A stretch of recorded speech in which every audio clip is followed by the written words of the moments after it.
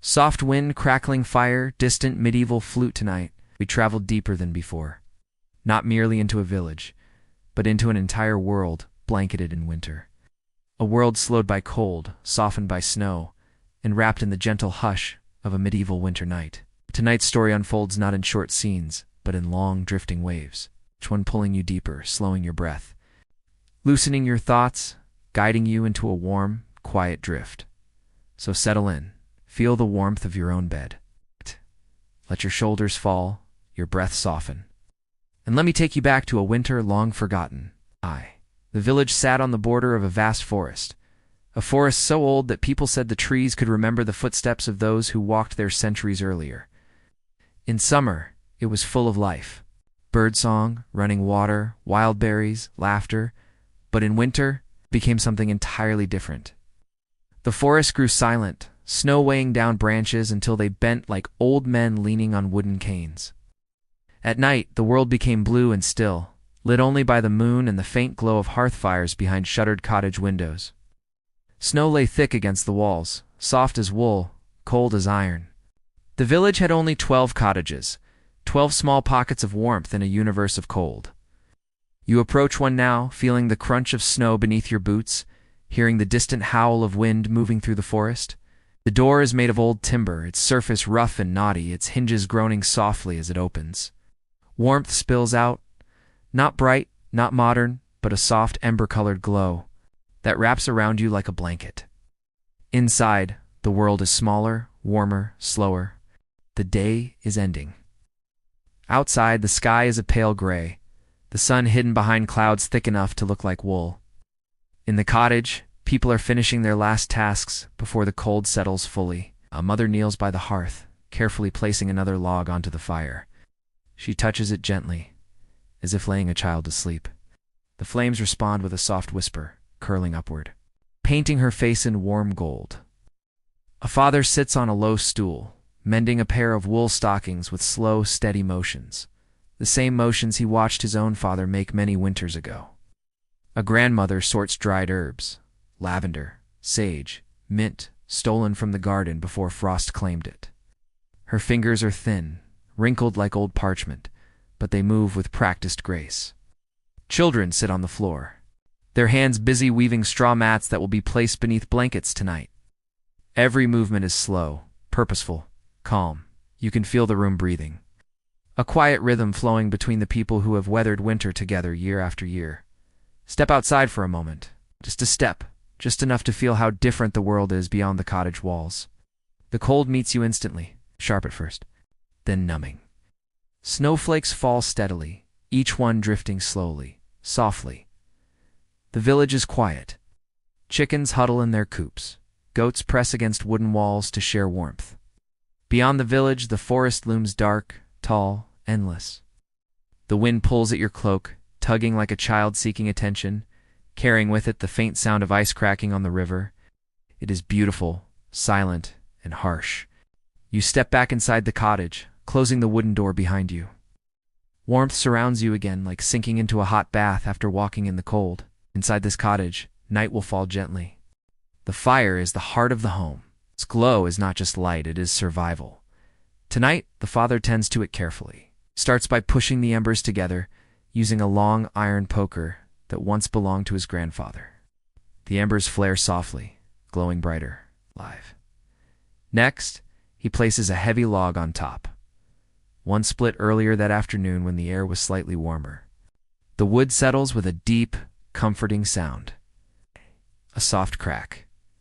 A sigh. Then the flames rise around it, clinging to its edges like warm fingers. He sprinkles a handful of dried pine needles onto the fire. They ignite instantly, sending up a soft burst of scent, earthy, warm, resinous. For a moment, the cottage smells faintly of summer forests, of warm days and green leaves. Then the scent fades, blending into smoke, becoming part of the night. The fire's glow stretches across the room, warming wool cloaks, casting gentle shadows on the packed earth floor. It is mesmerizing, calming, like watching the breath of a sleeping animal. As night grows deeper, the family moves through winter rituals, not out of urgency, but out of long habit. These rituals are slow, soothing, almost meditative. A child gathers wool scraps and stuffs them into narrow gaps between the wall planks. Each scrap seals away another draft. Grandmother sprinkles ash around the base of the door, a trick known only to older villagers. It keeps tiny winter insects from venturing inside. The mother holds a piece of cloth soaked in warm water. She presses it gently against the wooden window frame where frost tries to creep in. Steam rises softly, the wood sighs, swelling just enough to block out the cold. These rituals are simple, but they carry centuries of wisdom passed down, refined, and trusted. You find yourself slowing too, breathing more deeply, matching the gentle pace of the cottage. It feels like stepping into a warm dream where nothing is rushed, nothing is harsh, nothing is loud. Night has arrived fully now. Outside, the world is dark, not the electric, glowing darkness of cities, but a deep, natural darkness filled with quiet sounds. You hear the wind moving through snow-covered branches, the distant creak of ice forming on the river, the occasional crack of a tree limb giving in to the weight of snow. But there are no cars, no hum of electricity, no modern noises. Only nature, only winter. Only the soft exhale of a world half asleep. Inside, the crackling fire is the cottage's heartbeat. Tiny pops, the shifting logs, the warm sigh of flames curling around wood, all blend together into a soothing, rhythmic hush. It is a lullaby older than language, older than memory. Lullaby. As ancient as human survival. The family begins to prepare for sleep. A slow, deliberate process that takes time, patience, and care. First, straw is spread evenly on the floor, fresh, clean, soft enough to cushion bodies and insulate from the cold earth. Then come the layers. Old cloaks stitched together, sheepskins, woven blankets, heavy with years of use, furs worn thin in places but still warm. Each layer holds a bit of history. A patch sewn last winter, a tear mended by candlelight, a piece of fabric saved from a garment no longer wearable. When you lie down among them, the layers feel surprisingly soft, warming quickly against your skin. A mother places a warm stone at the foot of the bedding, smooth, rounded, heated earlier in the hearth. Another stone is wrapped in cloth and placed near the children's hands. It radiates a gentle heat, like a small sun hidden beneath the blankets. The family settles close together, not out of affection alone, but necessity. Body heat shared is heat multiplied. This closeness is comforting, safe, ancient. You can feel it, the warmth of bodies, the weight of blankets, the softness of wool. The gentle drift of breath filling the room in quiet rhythm. The sun slid quietly behind the hills, leaving only a faint orange smear across the sky. The kind of soft, tired glow that looked almost like a candle being blown out. Winter sunsets in medieval villages were always brief. The day surrendered early, almost willingly, as though it were too exhausted to linger. And in that small, forgotten village, the cold began settling deeper. One by one, the shadows stretched across the cottages, climbing the wooden walls and tracing the wool-draped windows. And smoke from a dozen chimneys drifted upward like soft gray ribbons against the dimming sky. Inside the cottages, people moved slowly, as if the cold itself encouraged gentleness. Inside the peasant home, we focus on a simple hut built from timber, earth, and red thatch. The family prepared for their first long night of winter. The mother, Elswin, leaned over the hearth, her hands moving in that slow, thoughtful way of someone who has repeated the same winter ritual since childhood. She poked at the glowing logs, nudging the embers until they formed a deeper, richer red. The warmth felt soft, sleepy, and the flames curled lazily as if in no hurry to dance. Her husband Rowan brought in 2 more armfuls of wood, stepping inside with a quiet thump as snow fell from his boots.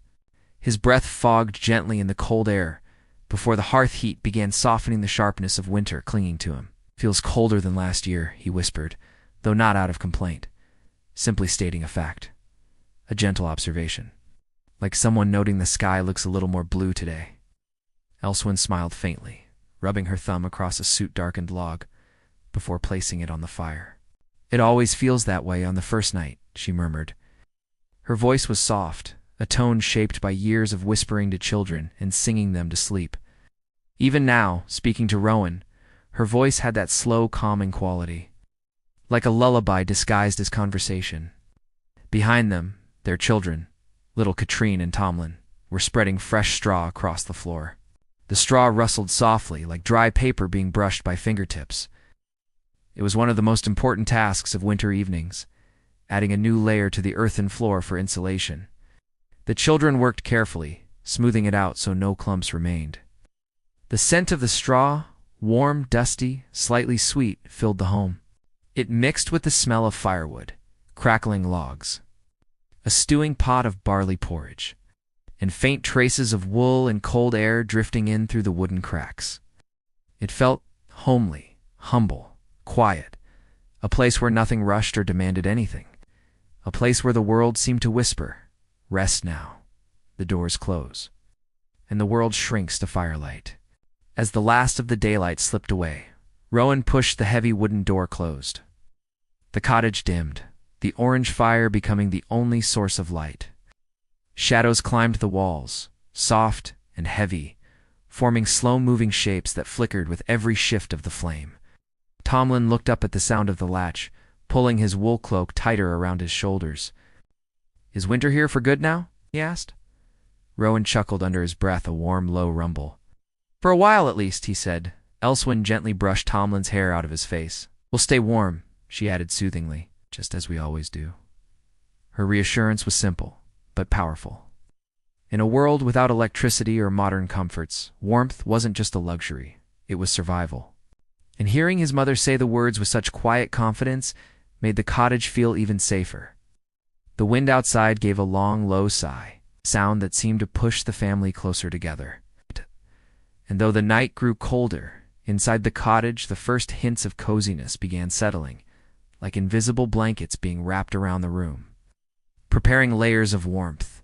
Elswyn fetched woolen blankets, rough hand-spun and heavy, and shook them out. Dust motes drifted into the air, sparkling briefly in the firelight like tiny snowflakes. She laid them along the raised wooden platform the family used as a shared bed. In medieval cottages, beds weren't separate. Families slept tucked together, sharing warmth through the long months of frost. It was practical, economical, and in many ways comforting. Tomlin and Katrine helped smooth the wool layers. Each blanket was thick and slightly scratchy, but when stacked together, they formed a dense, warm cocoon against the winter night. "More cloaks?" Rowan asked softly. Elswyn nodded. "We'll need them tonight." Rowan reached for the woolen cloaks hanging by the door. They smelled faintly of fire smoke, cold air. The outdoor scents carried through the seasons on the thick fabric fibers. He folded them carefully and added them to the pile. Katrine brushed her fingers across the layers. "It feels like a giant nest," she murmured sleepily. "Warm one," Elswyn whispered in response. Her voice flowed slowly, like warm honey drifting through the air. She didn't need to speak loudly. The cottage was small, the fire calm, and the winter night had a way of quieting everything. Outside, the wind pressed against the walls in soft huffs, gentle but persistent. Snow tapped lightly at the thatched roof like 1,000 tiny fingers. But inside, the home was steady, peaceful, wrapped in its own little bubble of warmth.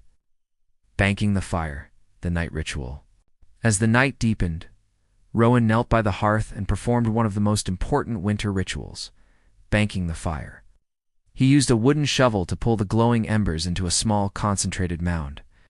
The red light pulsed softly like a slow heartbeat. Elswyn then sprinkled a thin layer of ash over the embers. It didn't smother them, it protected them. The result was a low, steady, glowing heat that could last through the entire night. Without this ritual, the fire might die completely, leaving the cottage freezing by morning. But with banked embers, all it took at dawn was a bit of kindling, and the fire would spark back to life. The children watched with quiet fascination, the soft scrape of the shovel, the whisper of ash falling, the glow pulsing under the gray dust. It all felt like a ceremony, a winter prayer spoken not with words but with careful, practiced movements. "There," Rowan murmured. "That should keep until morning," and the fire gave one small crackle in agreement. Warm stones for sleep, meanwhile. Elswyn took smooth river stones from beside the hearth, stones that had been heating all day in the gentle glow. With thick cloth, she wrapped each stone and placed them at the foot of the bedding. The warmth seeped through the cloth, radiating upward in a soft, soothing wave. Tomlin crawled onto the bedding and pressed his hands around one of the stones. "It's like holding summer," he whispered. Elswin smiled. "Then keep it close," she said gently. Warm stones had been used for centuries, little pockets of heat that held on to the fire's memory long after the flames died down. In the stillness of night, they were a quiet comfort. A small promise of warmth, a simple supper before sleep in the middle of the cottage. The barley porridge bubbled softly in its iron pot. The scent was humble, mild, but comforting in its simplicity. Rowan ladled servings into wooden bowls. Steam curled upward, glowing in the firelight like pale ghosts. The family sat on low stools, shoulders relaxed, breaths slow. Eating wasn't rushed. Nothing in winter ever was. Every movement was unhurried, rhythmic, almost meditative, spoon to bowl to lips. Steam drifting softly with every breath. Outside, the wind's howl softened to a whisper. Inside, spoons scraped gently. Logs crackled. The children's eyelids drooped heavier with each warm bite. And the night settled deeper. Quiet moments before bedding down after supper, Rowan checked the wooden shutters, pressing them closer to stop drafts. Elswin folded the wool scraps used to fill the gaps in the walls. Tomlin yawned so widely his eyes watered.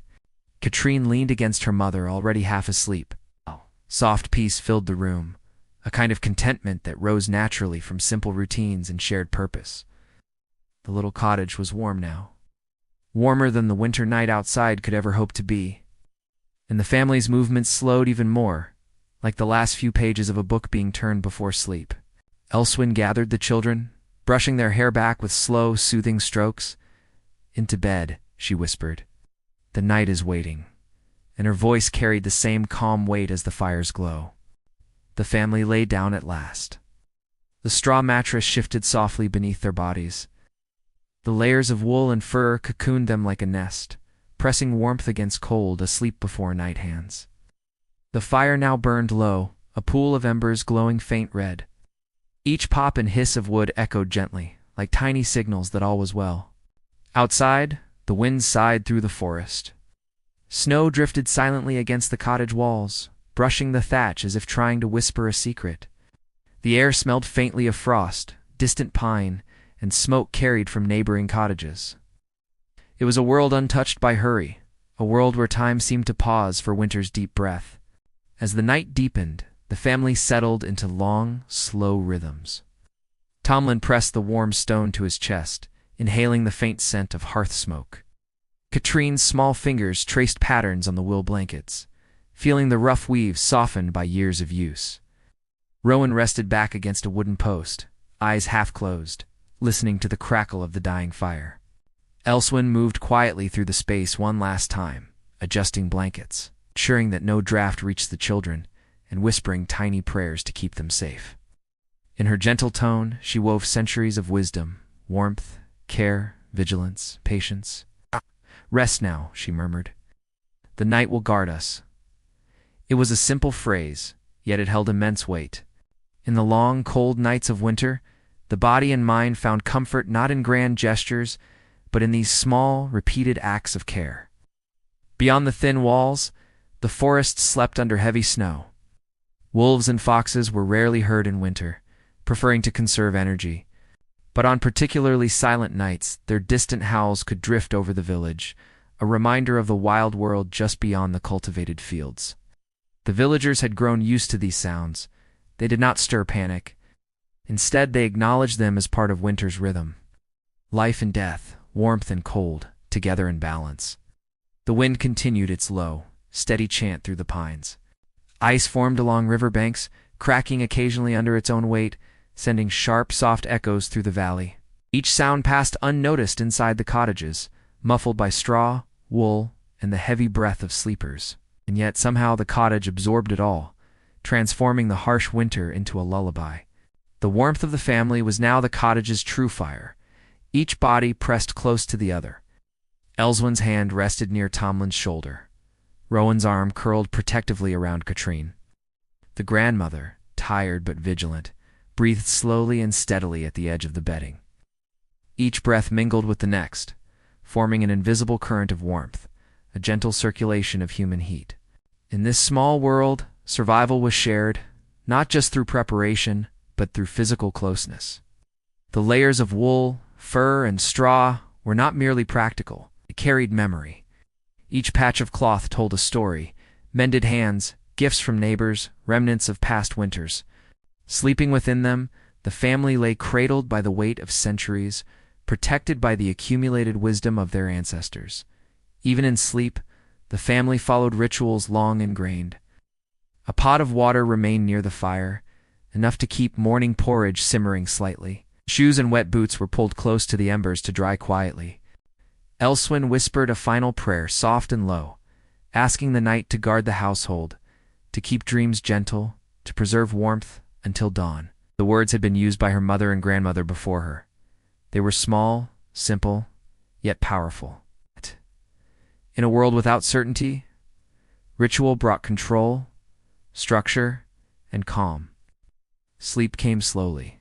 Tomlin dreamed of running through summer meadows, bare feet brushing soft grass. Sunlight on his shoulders, the distant laughter of his friends echoing across golden fields. His body lay heavy in the cold, warm cocoon of blankets, yet his mind wandered freely into warmth, joy, and light. Katrine dreamed of the river in springtime. She floated along the current in her imagination, leaves brushing against her fingers. Fish glinting like silver in the water, dragonflies darting above the surface. Her small sighs blended with the rhythm of the dying fire, adding a faint musical undertone to the night. Rowan dreamed of hunting with his father decades before. He recalled the smell of pine, the weight of bow and arrows, the cold mud under his boots. Even in sleep, he relived those moments of connection, grounding himself in a world that had shaped him. Elswin dreamed of tending the hearth in her childhood cottage, her mother's hands guiding hers as she learned the winter rituals. Every movement, every log placed, every warm stone prepared, repeated itself softly in the theater of her mind. The grandmother's dreams were slow and meditative, full of whispered lessons, distant voices, and the soft crunch of snow under boots long worn. She drifted in and out of awareness, her mind weaving the present night into the tapestry of her memory. Around midnight, and the hours following, the cold outside reached its deepest intensity. Frost crept across window panes, spreading delicate white patterns that caught the faint glow of the embers. Ice traced itself along riverbanks, snapping softly in a rhythm unnoticed by those indoors.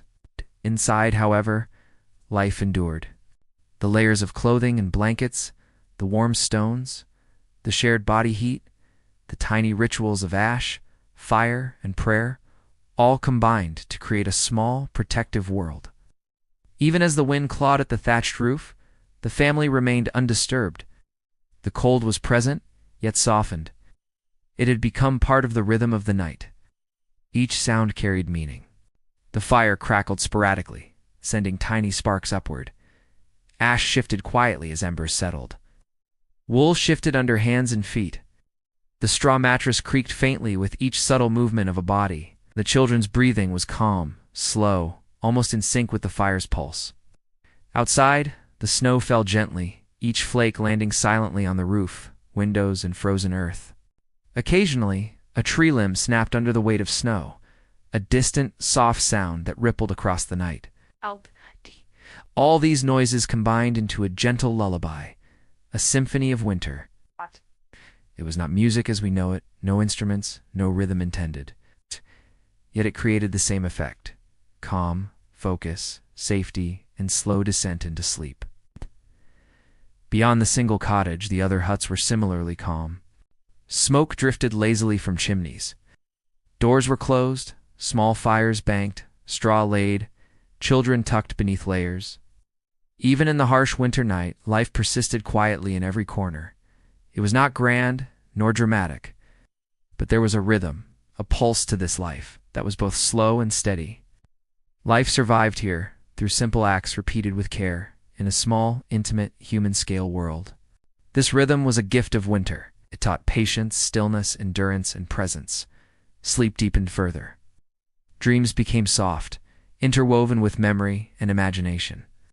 The children's minds wandered to summers past, games played, laughter, warmth. Adults recalled long-dead relatives, previous winters, and the small acts that had kept them alive and warm.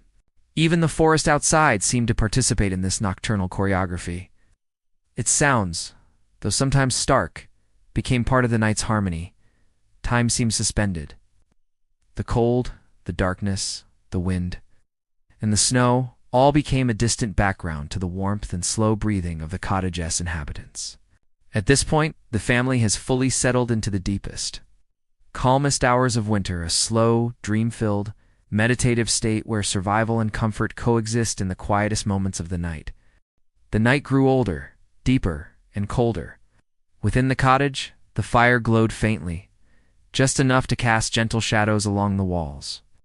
The embers breathed warmth into the small space, but beyond the straw walls, frost crept silently across window panes. Tiny crystalline patterns spread across the glass, catching the ember light like a delicate lattice of diamonds. The world outside was silent, save for occasional whispers of wind brushing against the forest, snow settling on branches, or the distant snap of ice forming along the river. And yet inside the cottage, life persisted, quiet, measured, and warm. Time had lost its usual meaning. No clocks marked the hours, only the steady rhythm of slow, deep breaths, the occasional sigh, the faint pop of embers, and the whisper of wind on the roof. Tomlin, half awake, hugged a warm stone to his chest. Its heat radiated slowly, moving through the layers of blankets and wool, reaching fingers, toes, and the tip of his nose. Katrine rolled slightly, murmuring something unintelligible in her sleep, the sound soft and rhythmic, blending with the slow crackle of the fire.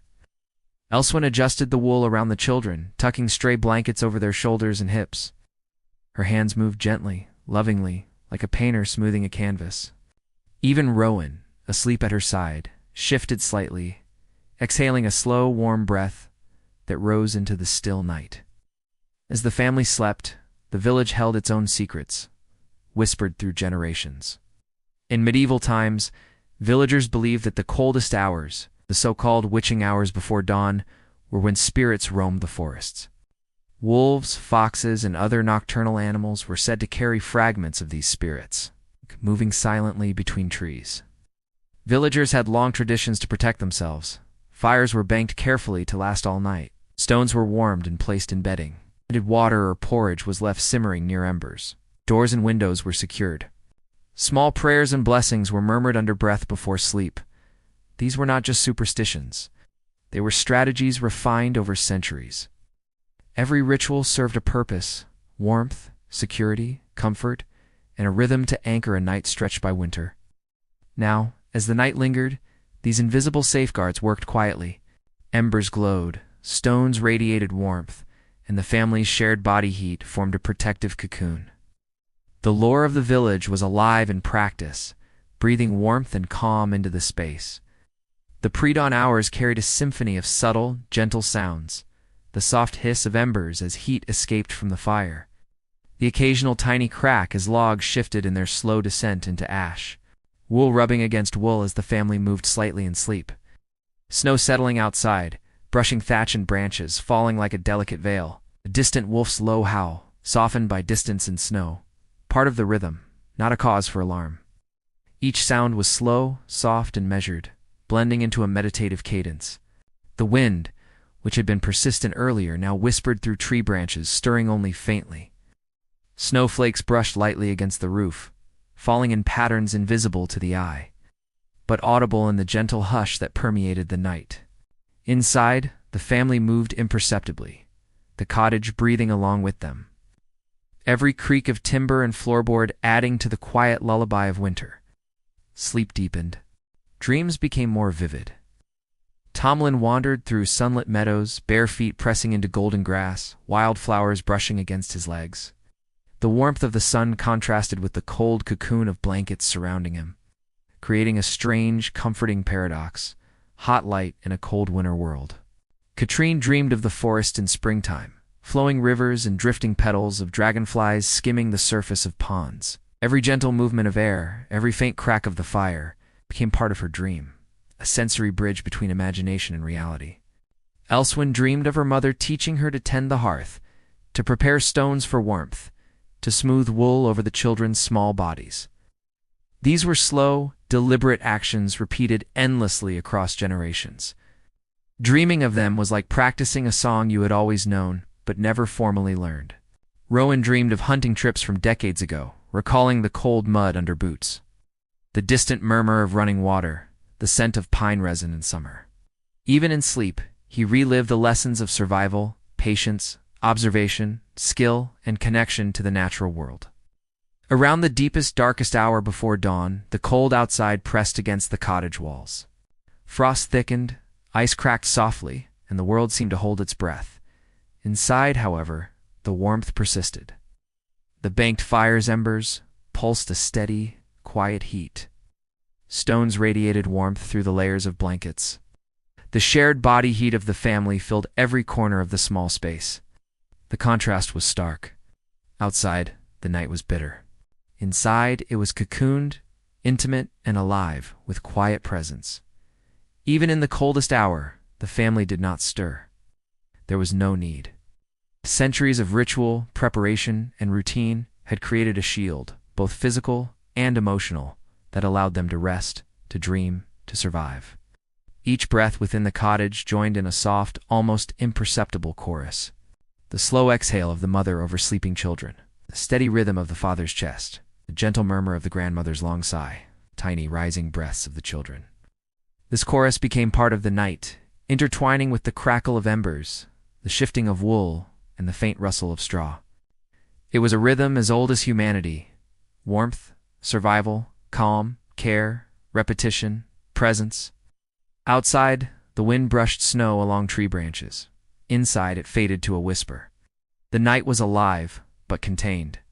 Slowly, almost imperceptibly, the world outside began to lighten. Not with the bright glare of day, but with pale, cold silver. Snow glimmered faintly, frost sparkled on roof ridges, and the forest stood as a silent sentinel watching the sleeping village. The cottage responded. Shadows shifted. The fire's glow softened. The family stirred, not yet awake, but their bodies moving imperceptibly. A hand adjusted a blanket. A child shifted slightly toward warmth. The parent's breath rose and fell with steady calm. The pre-dawn light was gentle, almost hesitant. It didn't rush in.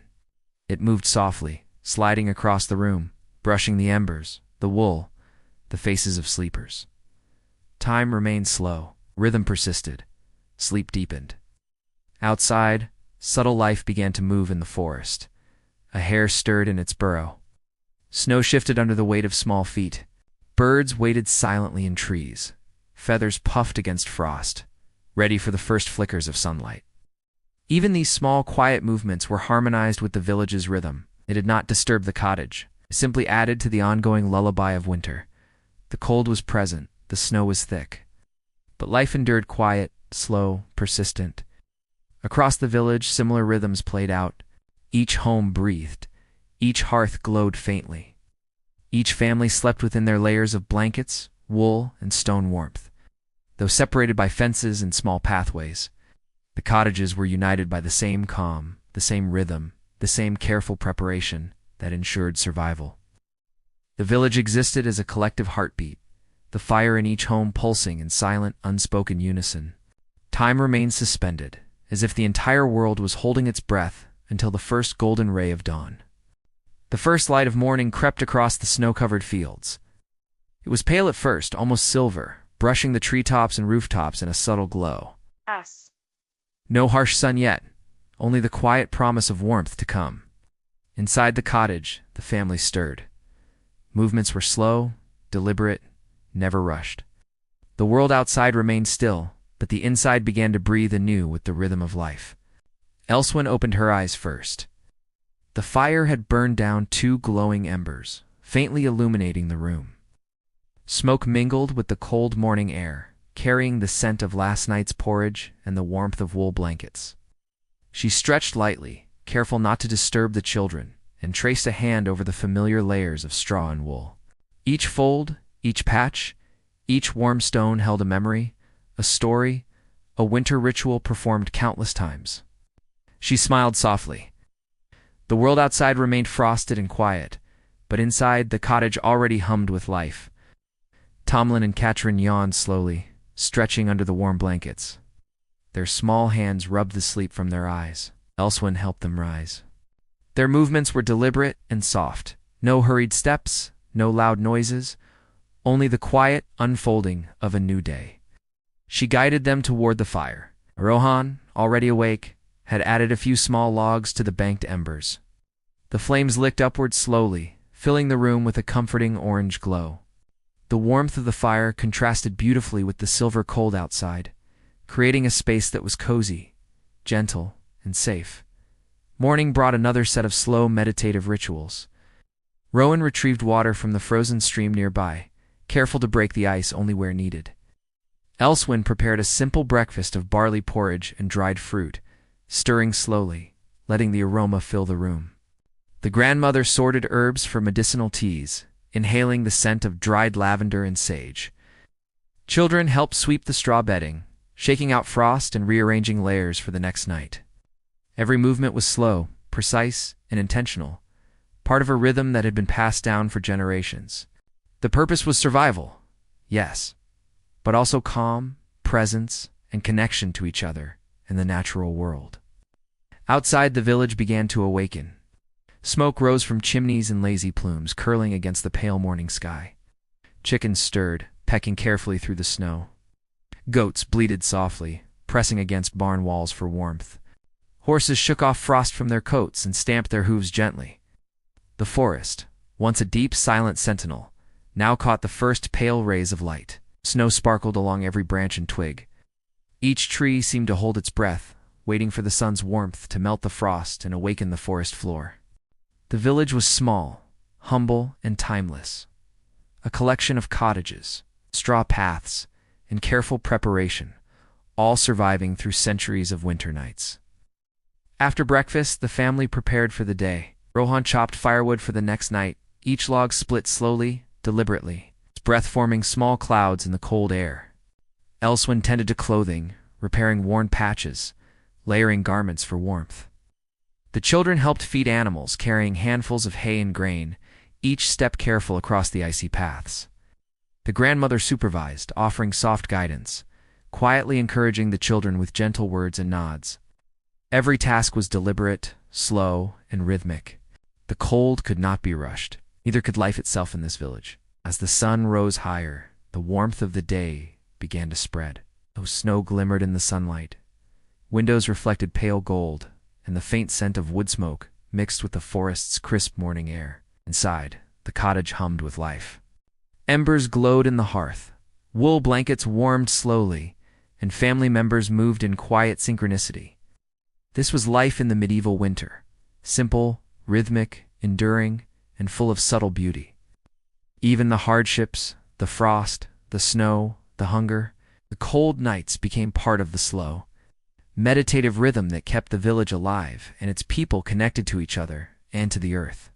Take a moment to feel it, the hush of the snow outside, the gentle crackle of embers inside, the warmth of blankets, stone, and body heat, the slow rhythm of breath, movement, and presence. Winter is harsh, it is long, it is quiet. And yet in this slowness, there is comfort.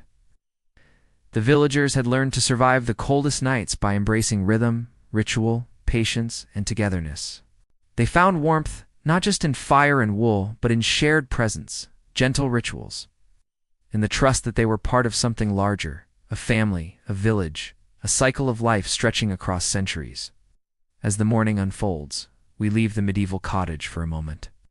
The village continues its slow, careful work. The forest sparkles under winter light.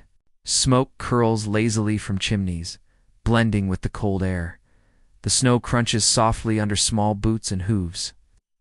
Life persists, calm, rhythmic, meditative. And now, as we return to our own time, allow the same sense of calm to fill your body. Feel the warmth around you. Hear the gentle hum of life, slow and steady. Let the rhythm of breath, fire, and quiet presence settle within you. The medieval peasants survived the coldest nights with simplicity, patience, and togetherness. And tonight, you can carry that same warmth with you.